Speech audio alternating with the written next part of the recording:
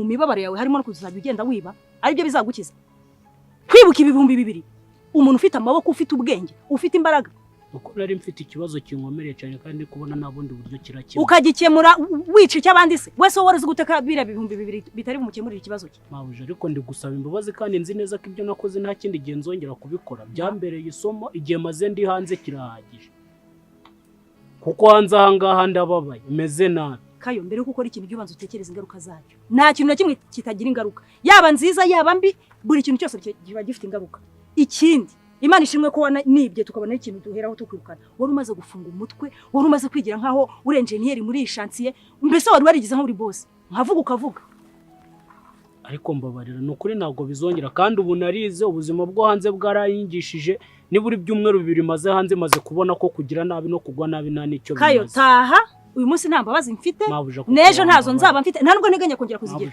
haguruka wineranya n'Imana njyewe ari kumfukamira ndakwiginze mbabarira haguruka Kayo haguruka hagarara base mbabarira mabuje uzi n'ubu narakijijwe nukuri narakijijwe kandi koko nagiye gusenga ubu ndi umukirisitu na n'ikindi kintu cyaneranya n'Imana kandi n'ingaruka no mu kazi nukuri nzabinanga rugero ku bandi umuntu ufite ubwenge buzima bukora nigute utinyuka ukiba ibihumbi 2 waje gukorera arenga ibihumbi 4 nari mfite ikibazo kandi gikeneye gukemurwa ku kanya mu bye hanyuma nigute watekerezaga ko Nsabi atarafite ikibazo cyo cyari gukemurwa nari amafaranga 2,000 ndi ikibwa ndi igicucu ndi ikigorye nta bwenge ngira ndi ndindagiza ariko mbisabiye imbabazi mu mbore nako nzongera buri kimwe cyose kibi nakemera kucyitwa ariko mukambobera mukankura iki nukuri mukangarura mu kazi naho ingeso n'ingeso yaraci kandi kukubwa ko nagiye mu rusengero nkaba umuntu mushasha narize nize kubana n'abandi nukuri nzabinanga rugero mu bandi bakoze ndakwiginze iri bya mbere n'irya Kayo uzika akantu gato gashobora kukubuza amahirwe nukuri narabibonye ntago hakuraga amafaranga gutunga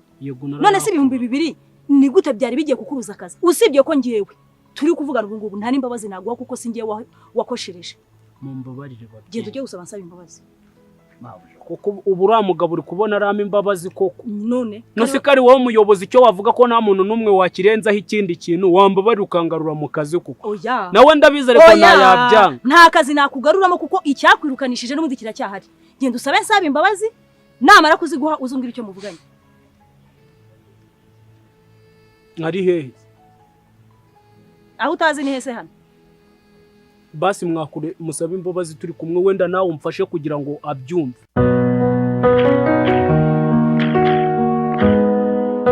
igitondo cyiza kuri wowe unkurikiye muri aka kanya amahoro y'Imana akomeza bane nawe waba uri uburengerazuba amajyepfo amajyaruguru ndetse no mu mujyi wa Kigali ngo wayikaze mbere yuko dutangira iki kiganiro cyacu reba nimba warakoze subscribe maze uyikore kugira ngo dukomeze tubane neza mu biganiro bitandukanye bigiye kuzaza biza buri munsi buri gitondo nkuko mubizi tufata umwanya tukaganira uno munsi rero tugiye kuganiraho ni ya film yacu The Contract nk'ibisanzwe ni muzaye kugumana gasegege ntawangwa na bose ugiye kubagezaho iki kiganiro ndagusaba kugira ngo ugumeho wumve neza icyo nshatse kuvuga uno munsi kubera yuko ibintu biri kugenda bigera ahantu hakomeye cyane ku mpande ebyiri tujye kuvuga ku nkunda ebyiri zonyine gusa ntabwo tuza kubatinda cyangwa tuza gutinda ni inkunda ebyiri tujye kuvuga urukundo rwa Nsabi ndetse n'urukundo rwa Nyambo na Kiramane nibo bonyine tugiye kuba twagarukaho cyane reka twifashishije ijambo ry'Imana riri mu migani ibice 2 tuve ku murongo wa mbere maze dusome twumve icyo bishatse kuvuga ese bihurira he na film yacu ese ninde uzaba uri kuvugwa ahangaha tuvuge ngo mwana wanjye niwemera amagambo yanjye ugakomeza amategeko yanjye bituma utegera ubwenge amatwi umutima wawe ukahuburira kujijuka niba uririra ubwenge bwo guhitamo kandi ijwi ryawe ukarirangurura urihamagaza kujijuka ukabubasha nk'ifeza ubugenzura nk'ugenzura ubutunzi buhishwe nibwo uzamenya kubaha Uwiteka icyari cyo ukabona kumenya Imana Uwiteka niwe utanga ubwenge mu kanwa havamo kumenya no kujijuka abakiranutsi agakiza abagendera umurava ubabera ingabo kugira ngo arinde amayira y'imanza zitabera kandi atunganye inzira ze z'abera be, niwo uzamenya gukiranuka n'imanza zitabera no gutanga ndetse n'inzira zose zitunganye. Nuko ubwenge buzinjira mu mutima wawe kandi kumenya kuzanezezwa ubugingo bwawe. Amakenga azakubera umurinzi, kujijuka kuzagukiza, kugira ngo bagukure mu nzira y'ibibi no mu bantu bavuga iby'ubugoryi. Nibwo bareka inzira zitunganye bakagendera mu nzira z'umwijima, banezezwa no gukora ibibi kandi bakishimira ubugoryi bw'abanyabyaha. Bagendera mu nzira zigoramye bakaba ibigande mu migenzereze yabo. Nuko uzakizwe umugore w'inzaduka ndetse n'uw'inzaduka usheshyenga amagambo ye. Ni ukuvuga ngo rero nk'ibisanzwe filimi yacu ibigenda ishingiye kuri Bible, niyo mpamvu uyu munsi twahisemo kubabwira uno murongo uri mu Migani ibice bibiri, uturutse ku murongo wa mbere ukageza ku murongo wa 16. Ni ibyo ngibyo bivugamo. Ni ukuvuga ngo ahangaha rero impamvu tutangiye gutyo nuko tugiye gusesenguriza inkunda ebyiri, urukundo rwa Nsabi reka bari rwo tuza guheraho, cyangwa duhere ku rwa Kiramani na Nyambo. Ariko nta kibazo zose kubera ko tuza kuzivugaho, reka duhere ku rwa Nyambo na Kiramani. Ni ukuvuga ngo uru rukundo n'urukundo rusunitswe rushyigikiwe n'amafaranga aba bantu babiri umwe muri bo afite, ndetse nayo umwe yamaze kubona kuri uyu nguyu wundi. Ni ukuvuga ngo amafaranga Kiramani afite niyo ari gutuma urukundo rwiwe rugenda nk'uko biri kugenda muri kubibona namwe, kubera yuko Nyambo yifuza yuko uru rukundo rutakamucitse bitewe n'ubuzima bwiza, dore yuko afite inshuti ziwe zimubwira gukora ibyo agomba gukora.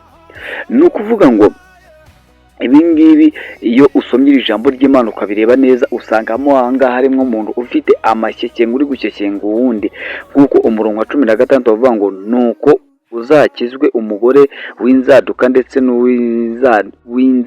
ndetse n'uw'inzaduka ushyeshyenga amagambo ye. Ni ukuvuga ngo ahangaha hari ibintu bibiri turi gushaka kuba twakumva. Ni ukuvuga ngo yuko izi nkundo zose uko ziri ahangaha n'urukundo rumwe rutari gushoboka ndetse n'urundi rukundo rutari kugenda neza. Narababwiye ngo urukundo nimba ari umurima, reka twifashishe igitabo twifashishije igitabo cya Matayo ibice 13 maze turebe icyo bigiye kutubwiraho ku bijyanye n'urukundo. Nidusoma Matayo ibice 3 maze tukaza ku murongo wa 3, guhera ku murongo wa 3 tukageza ku murongo wa 8, turahita dusanga ijambo rivuga ngo abigisha byinshi abacira imigani, aravuga ati umubibyi yasohoye imbuto akibiba, zimwe zigwa mu nzira, inyoni zirazitoragura, izindi zigwa ukara kadafite ubutaka bwinshi. Uwo mwanya ziramera kuko ubutaka atari burebure, izuba rivuye ziraraba, maze kuko zitari zifite imizi ziruma. Izindi zigwa mu mahwa, amahwa arakura araziniga. Izindi zigwa mu butaka bwiza, zera imbuto imwe 100, indi 60, indi 30, bityo. Ni ukuvuga ngo rero impamvu tubizanye gutyo ni ukubera yuko urukundo turufata nk'imbuto, naho abantu babiri baba bagiye gukundana rero tubafata uko ari abantu bagiye gubivuga iyo mbuto. Ni umuhinzi ugiye, ariko muri aba bantu 4 cyangwa 2 bari guhinga, nituvuga 2 nuko tuzaba tuvuze couple ebyiri. Umwe afite imbuto ziwe ashaka kubiba, undi nawe akaba afite izindi mbuto ziwe ashaka kubiba. Ariko izo mbuto ashaka kubiba rero ntago ziri kugenda zimera neza, ahubwo ziri kugenda zimwe ziri kugwa ahantu, izindi zigwa ahantu, izindi zigwa ahantu. Ni ukuvuga ngo impamvu turi kuvuga guhuza inkundo zishobora kuba ari nk'imbuto zaguye ku kara, ariko imbuto zikamera, ariko nyuma yo kumera zikuma. Ni ukuvuga ngo igihe kimwe uzisanga Nyambo urukundo rwiwe na Kiramani rwabaye urwango rukomeye cyane, batangiye guhigana kugira ngo umwe muri bo bitewe n'umubabaro yaba yarateye undi bigende, ariko nubwo bwose tubona Kiramani ari umuntu utuje ufata ibyemezo kandi agashyigikira icyemezo cya mugenzi wiwe, ariko haba harimo ikibazo gikomeye cyane umuntu ucecetse utagaragaza amarangamutima we, utagaragaza n'uruhande rwe kote febure yiwe, usanga akenshi na kenshi biba bibi cyane, ndetse bigatuma hari ibindi bintu byakangirika mu rukundo, cyane cyane imbere yiwe, muri ina yiwe, nimvuga ina wumvemo ndani muri we, mu bugingo bwiwe. Ni ukuvuga ngo uyu Nyambo nawe ashobora kuba ari kugenda mu rukundo akamera nk'iyo mbuto iguye mu mahwa ikamera, ariko nyuma yo kumera iba yabonye imvura, iba yabonye ibindi byose n'ubutaka burebure, ariko ikabura aho ihumekera. Nyambo nawe bitewe n'uko bamaze kumubeshya yuko umugabo we yamaze kubona undi mukunzi, ariko ntago azi icyo umukunzi wiwe ariho, nuko umukunzi wiwe yamaze kuba akunda undi, ariko ntago ari kwamukunda neza, ahubwo we aracyagenda aracyagenda nka Nsabi, ari kwirinda ayo magambo. Nk'uko uno murongo wa 16 uvuze ngo nuko uzirinda umugore ushyeshyenga, Nsabi nibyo arimo, ari kugenda umutima wiwe awutaka kugira ngo umuhereze imbaraga n'ubwenge zo kuba yakora ibintu byinshi cyane bitandukanye, no kugira ngo agere kuri kimwe kigezweho n'ikindi akigereho. Murebye Nsabi ushobora kubona ko ari ubucucu, ariko buriya nibwo bugabo, ni naho atagomba gutare imbaraga ziwe. Kote febure yiwe ya mbere yarayibonye, kuko umugore wa mbere yaraje aramucika kubera amafaranga, ariko Nsabi namara kwereka uno mugore yuko atagendeye ku mafaranga, azabona urukundo rwa nyarwo, ariyo mbuto yaguye mu butaka bwiza, maze kera imbuto 100, iyindi 60, iyindi 30, izindi bityo zikagenda zera mu ubwo buryo. Nsabi rero azahura ni byiza cyane, even nubwo twari turi kuri Nyambo twaba tunyarutse no kugira ngo tube tugenda tubihuza gakeya. Tugiye kuri Nyambo, ijambo ry'Imana riri mu Migani ibice 2 riravuga ngo wari wahukanye n'uwamurongoye mu bukumi bwiye, akirengagiza isezerano ry'Imana ye, kuko inzu ye yerekeye urupfu, kandi n'inzira ze zigana ikuzimu. Ubamugenderera nta n'umwe ugaruka, kandi ntabwo basubira mu nzira y'ubugingo. Iri jambo ushobora kuba uryumvishe nabi, ariko ikintu bishatse kuvuga ni ukuvuga ngo Nyambo wahukanye agata uwamurongoye ari bo mu bukumi bwiwe, uwo tuvuga ni Nsabi wamukuye mu bukobwa maze akamugira umugore. Nyuma yaho inzu yiwe igiye kuba ije mu rupfu cyane. Narabibabwiye yuko burya iyo umugore yahukanye abakoze ikintu gikomeye cyane, kubera ko aba yishyize urupfu ku mutwe wiwe, abagiye aruhetse arushyiriye uwo mugabo. Ni ukuvuga ngo nta muntu wese wabanye n'umugabo wiwe wa mbere akamuta akagenda gushaka uwundi, ushobora kuba ari ibyo ngibyo byo gushaka ubutunzi, ariko ntabwo ubutunzi nta mugisha burimo, niwo wabona amafaranga azagira igihe agende. Niyo mpamvu kera bafataga umuntu nimba bamusenze bakamupakirira utuntu, bakamwoherekeza, bakamujyana iwabo, maze bakavuga igitumye bahukana. Bibiri tubwiye yuko ngo abamugenderera bose nta n'umwe ugaruka. Yego, uko bivuze rwose nureba Jazira uzasanga ari umuntu wamaze gufatwa n'amafaranga n'irari ry'amafaranga, ntabasha kumva igitekerezo kizima ndetse n'ubwenge, ahubwo we ikiri ku rurimi rwiwe nuko Nyambo yagumana n'uyu nguyu kugira ngo akomeze ageringa amafaranga bamuhereza. Mwibuke yuko mu gihe Nyambo yari ari kuri diru ya miliyoni 70, Jazira nawe yari ari kuri miliyoni 2, kandi izo miliyoni 2 zari zihagije kuri Jazira, bitewe n'uko mu mafaranga nta kintu yari yavunikiye cyane, ko Nyambo ari we wari ugiye kwagorerwa, ari we uyavunikira yakubokera mugani wiwe. Ni ukuvuga ngo rero uyu Jazira aribwo nta nama nzima afite, inama niyo kumwereka yuko ibyo bintu yakagombye kuba ari byo kora, ahubwo ari by'Imana yamuremeye. Ariko reka mbabwire, ntabwo Imana yaremye ngo ibabaze abandi, ngo iguhereze ariko inyaze abandi, keretse uwanze kurinda. Nyambo Imana ishobora kumwima umugabo mwiza umwubaha, ikamuhereza umugabo umushyeshyenga gutya, Kiramani akaba ari kumushyeshyenga, maze yamara kumugeza mu rugo ugasanga ahubwo ibintu biramukomereye cyane. Abantu nk'aba ngaba ntabwo kubizira, kubera yuko bashobora kuzasanga atangiye kujya akoreshwa imirimo y'uburetwa yarabifashe nk'urukundo. Uyu munsi wa mbere bakaba bari kumwereka ibi bintu kugira ngo yumve ko nta handi akagombye kuba abarizwa, ariko nyuma yaho agatangira gukoreshwa imirimo mibi ndetse yerekeye ku bintu bihabanye n'amategeko ya leta bitemewe. Mwibuke yuko uyu Kiramani mbere yuko aba Kiramani yari Kamirewo, ese uribaza Kaminewo namara kongera kuzukira muri Kiramani mu gihe azabana n'umugore, uwo mugore azakuraho ibyishimo, ayo mafaranga azayabona ariko azafite na risike y'urupfu kubera yuko Kiramani urupfu rumugenda hafi kandi na gereza ikaba imugenda hasi. Sinzi nimba ibi bintu muri kubasha kubyumva mukabasha kubisobanukirwa ibyo ndiko kubabwira tubihuje na Bibiliya. Ni ukuvuga ngo Nsabi wehe yamaze gufata imyanzuro ikakaye cyane kubera yuko yamaze kubona ko byose ari kwiruka inyuma y'umuyaga. Umugore wa mbere wamucitse yavucitse kubera amafaranga, none undi aje yitwaje amafaranga. Niyo mpamvu ibintu bitari guhura. Nsabi yakagombye ari kwifuza yuko umugore we yakagombye kubahisha ayo mafaranga, kandi koko ni nabyo reka mbabwire ibintu bijya bituma change na kenshi usanga ingo nyinshi zakigiye ziri kugira amadivorce menshi cyane, ugasanga mu Rwanda bari kugira divorce nyinshi kurenza abashyingirwa. Ni ukubera yuko abantu basigaye batetana bitwaje amafaranga imbere, ugasanga niyo bashyize imbere kandi bakima umwanya wo kuba yatekereza icy'ingenzi n'ahazaza hiwe, ahubwo agatekereza mu mafaranga gusa, kumva ko amafaranga ariyo agomba kuzamwubakira urugo kandi akaba ariyo azamukorera byose.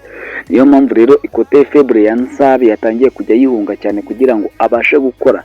Ese nabasha gukora agashinga ka business, umutekereza iki? Nuko Imana izamuhereza imigisha maze business yiwe ikaguka cyane, nawe agatunga amafaranga kandi nta muntu wamushore.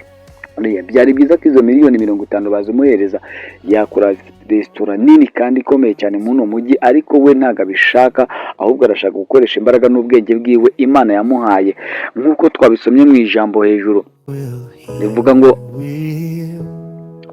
amakenga azakubera umurinzi, kujijuka kuzagukiza.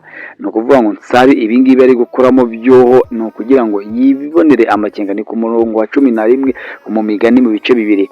Ni ukuvuga ngo rero uyu mugabo Nsabi ibi byo byose ari gukora twamaze gusanga ari ibintu bitunganye birimo ubwenge kandi byo gutekereza kabiri, ari gutekereza kabiri. Ijambo ry'Imana riri mu migani ibice bibiri ku murongo wa 20 avuga ngo byose ubimenye neza kugira ngo ubone kugendera mu nzira z'abitonda no gukomeza imigenzereze y'abakiranutsi. Abakiranutsi bazatura mu isi kandi intungane zizahaguma, ariko inkozi z'ibibi zizacibwa mu isi kandi abariganya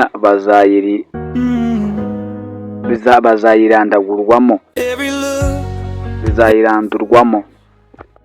Rero nk'uko mubyiyumvishije rero byose ubimenye neza kugira ngo umenye kugendera mu nzira z'abantu bitonda no gukomeza imigenzereze y'abakiranutsi. Ni ukuvuga ngo rero ibintu bigereye bimaze kugera ku yindi ntera, kubera yuko Nsabi we ikintu ari gukora mu nzira ziwe ni ukwitonda kandi akitondera amategeko yose agenda ahabwa ndetse n'ibyo agenda abona muri ino si, bitewe n'uko amaze kwiga byinshi cyane muri ubu buzima. Kuba yatandukana na Nyambo byamubeye isomo rikomeye cyane ritumye afata imyanzuro ikakaye cyane no ku mukunzi wiwe, akanga no kuba yamwemera kumwinjiramo bitewe n'uko imbere yiwe hari ubwo basezeranye ubukubi bwabo. Ni ukuvuga ngo rero uyu mugabo Nsabi rero ibyo ari gukora byose biri mu bwenge buhanitse, nk'uko Bibiliya hano mu migani nubwo ntarivuka anino byahita neza bavuga ngo umunyamakenga yabonye ibibi bije arabyihunga, ariko igicucu iyo kibibonye cyo kiragenda kikabigwamo. Ni ukuvuga ngo irindi jambo rivuga ngo umutego uri mu nzira y'ikigoryi, ariko umukiranutsi we umutego ntago azigera awugwamo ufatirwamo. Ni ukuvuga ngo rero Nsabi aramutse agendeye mu marangamutima y'abantu b'iki gihe ngo amafaranga araje ngo agendere nkayo, wazasanga akoze ibindi bintu, akoze n'andi mahano azamubabaza ubuzima bwe bwose. Ikindi kubabarira ni ikintu cya mbere cyiza cyane kibaho, kubera yuko biri avuga ngo nimba ukuboko kumwe gutanze ukw'ibumoso ndi kubimenye icyo uhaye mugenzi wawe. Reka mbabwire ngo nta kiganiro tugisoreje, naho ubutaha ariko wibuke gukora subscribe no kudusigira igitekerezo cyawe uko wowe uri kumva iki kiganiro uko kiba kiri kugenda. SMS ndetse cyangwa comment zose mutera zose turazibona kandi turabashimira. Imana igikomeze bane namwe. Ngiye yari Gasege Muzeko Ngomani, naho mu bindi biganiro by'ubutaha.